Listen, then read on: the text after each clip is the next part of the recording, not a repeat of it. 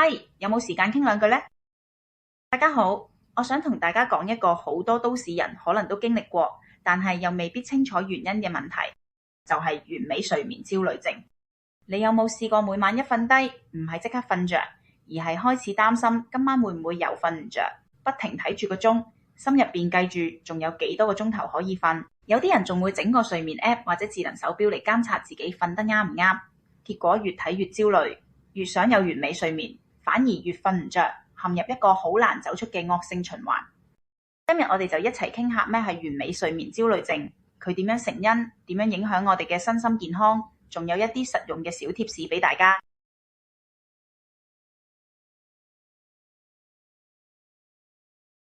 完美睡眠焦慮症其實係一種特殊形式嘅焦慮症，主要係因為對睡眠呢件事過度擔心而產生嘅心理困擾。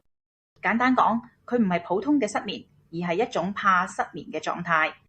患者好可能係性格心急、完美主義或者比較容易緊張嘅人。當佢哋經歷過幾次失眠後，開始對瞓唔着產生恐懼。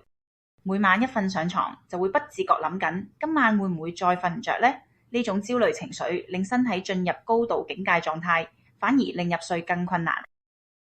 完美睡眠焦慮症嘅常見表現包括驚瞓唔着，回想之前幾晚嘅失眠，成日望個鐘計下自己有幾多睡眠時間，甚至用安眠藥但效果不穩定。呢啲情況同一般失眠唔同，因為失眠通常係身體或者生理嘅問題，例如壓力、疾病或者環境因素直接影響入睡。但完美睡眠焦慮症主要係心理原因，患者係因為擔心會失眠，焦慮反而阻礙自己入睡。至於同一般焦慮症嘅分別，焦慮症係對生活中多種事情產生過度擔憂，可能影響日常生活嘅多方面，而完美睡眠焦慮症係專注喺睡眠本身，形成專一嘅焦慮來源。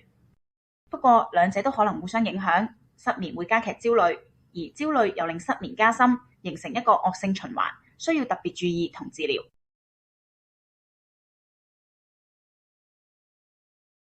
完美睡眠焦慮症嘅成因係多方面嘅，主要可以由以下幾點去理解。第一，完美主義性格同心急特質係重要因素。完美主義者對自己要求極高，恆常處於擔憂狀態，害怕犯錯或者唔達標，長期處於壓力之下，容易引發焦慮。呢一種性格令佢哋對睡眠有過度期望，希望每晚都能夠瞓得完美無瑕。一旦達唔到標準，就會自責，甚至更加焦慮，形成惡性循環。心急嘅人本身耐性不足，更容易在睡眠嘅時候因為細微嘅干擾而失眠，結果失眠本身亦成為焦慮觸發點。第二，現代社會壓力繁重，亦都係成因之一。工作壓力大，生活節奏快，社交媒體帶嚟比較心態，都會令個人心理負荷加重。加上都市生活環境嘈嘈、光污染多，生活習慣不規律，長期處於壓力狀態下，身心難以放鬆，自然會影響睡眠質素，誘發焦慮症狀。第三，睡眠追蹤裝置同睡眠最大化嘅風潮都喺無形中加重咗完美睡眠焦慮。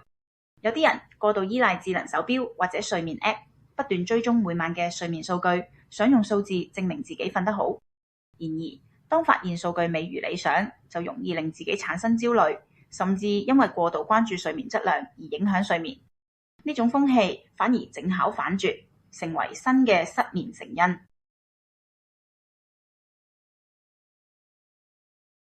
完美睡眠焦慮症患者最典型嘅症狀係瞓前焦慮同反覆思考。佢哋一到夜晚準備瞓覺，就開始擔心今次會唔會瞓唔着，腦袋不停盤算過去失眠嘅經驗，越諗越緊張，導致身體好難放鬆，入睡變得更困難。呢種怕瞓唔着嘅恐懼心態，使到患者在瞓喺床上嘅時候精神異常清醒，唔單止難以入睡，甚至開始懷疑自己無法休息好。另一個常見現象係患者會不斷睇鐘，計算自己仲有幾多時間可以瞓。一旦發現時間唔多，焦慮感會升高，令入睡變成壓力。呢種行為反映咗佢哋對睡眠嘅極度執着與不安，反而令情況惡化。即使用咗安眠藥，完美睡眠焦慮症嘅患者仍然可能難以入睡，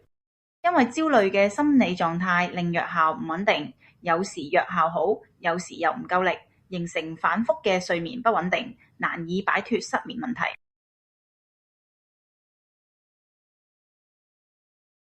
完美睡眠焦慮症形成咗一個惡性循環，主要因為焦慮直接導致睡眠障礙，而睡眠障礙又會反過嚟加劇焦慮。當一個人感到焦慮嘅時候，大腦會處於高度警覺狀態，令到身體無法放鬆，入睡變得非常困難。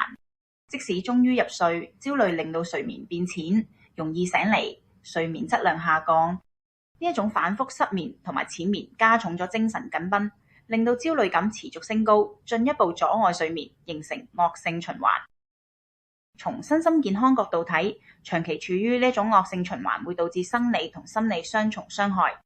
睡眠不足會令到免疫力降低，注意力唔集中，記憶力衰退，且增加罹患心血管疾病同埋代謝病風險。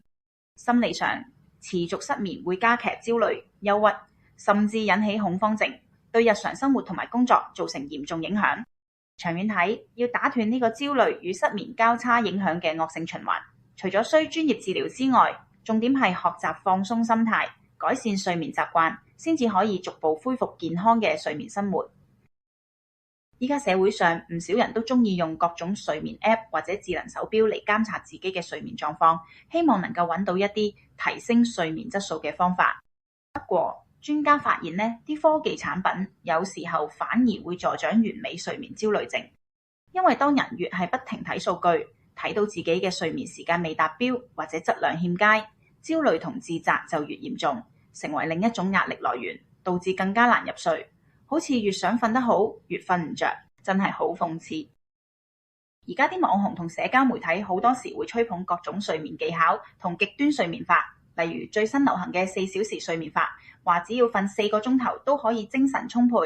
唔使浪費時間瞓得多。呢啲方法聽落好似好吸引，但專家話呢啲極端方法未必科學，有啲甚至可能傷害身體健康。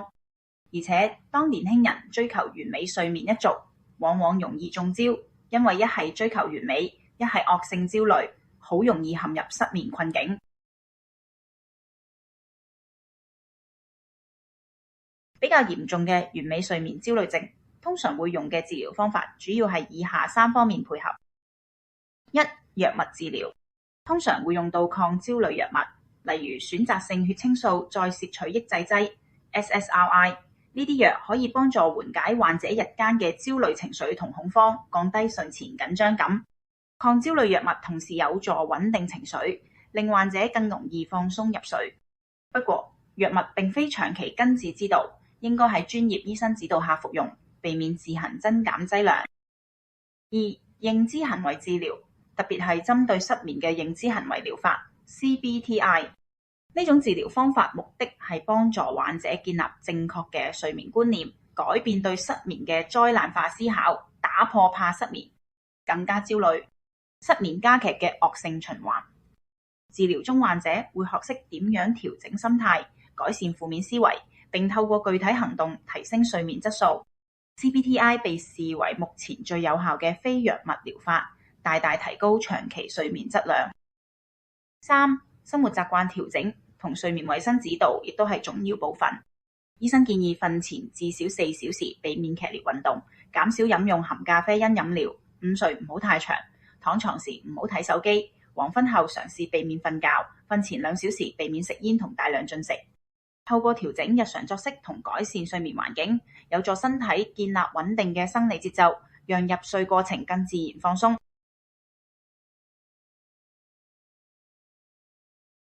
以下係一啲實用嘅建議，主要係從改善生活習慣入手，減輕焦慮帶嚟嘅負面影響。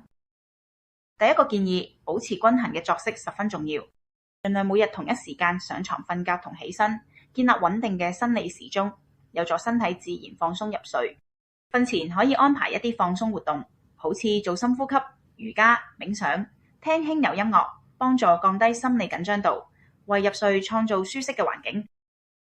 第二個建議，減少咖啡因同電子產品嘅刺激。咖啡、茶、能量飲料含有嘅咖啡因會影響腦部興奮度，記得瞓前最少4小時避免飲用。手機、電腦同埋電視嘅藍光會抑制褪黑激素分泌，令入睡更困難。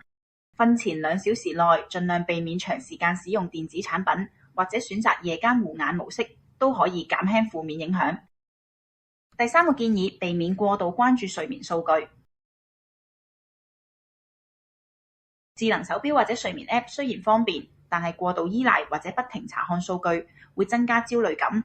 專家建議用家要學識聆聽身體信號，而唔係完全相信數字判斷，避免因數據未達標而自我壓力大增，影響睡眠質素。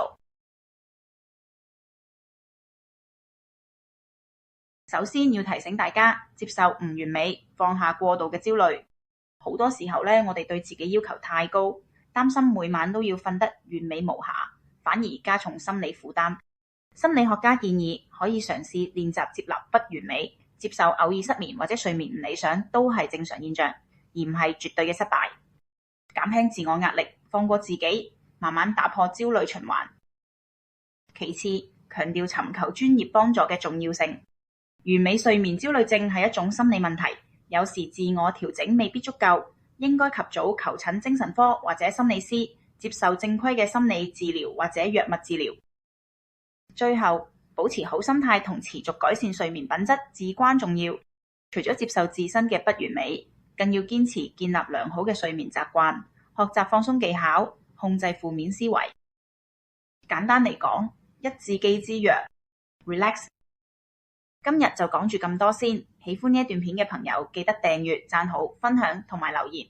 我哋係子珊，下次再傾，拜拜。